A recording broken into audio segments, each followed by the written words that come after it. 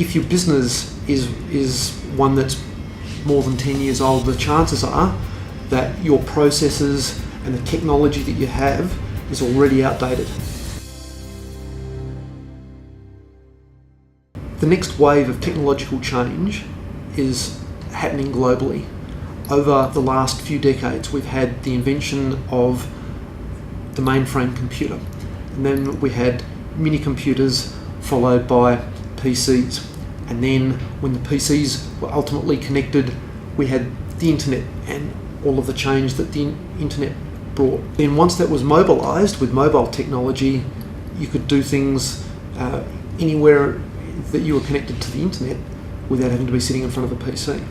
It's recognising how those changes are going to impact our industry, getting ahead of that curve and doing something about it.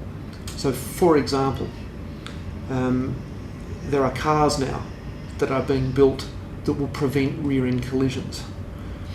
And so when you think through what the logical advance will be with that, is if you've got cars that no longer have rear-end collisions, what does that do to the crash repair industry?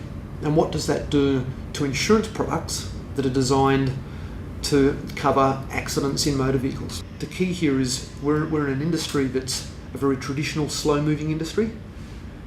And so the ability to find these technologies when you're surrounded by many people who will say that won't work, that's the challenge.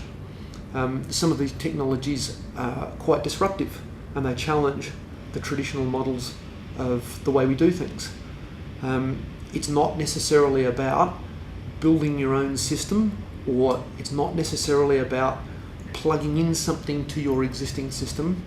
It's about putting what you currently do to one side and going, what is it that I really want to achieve?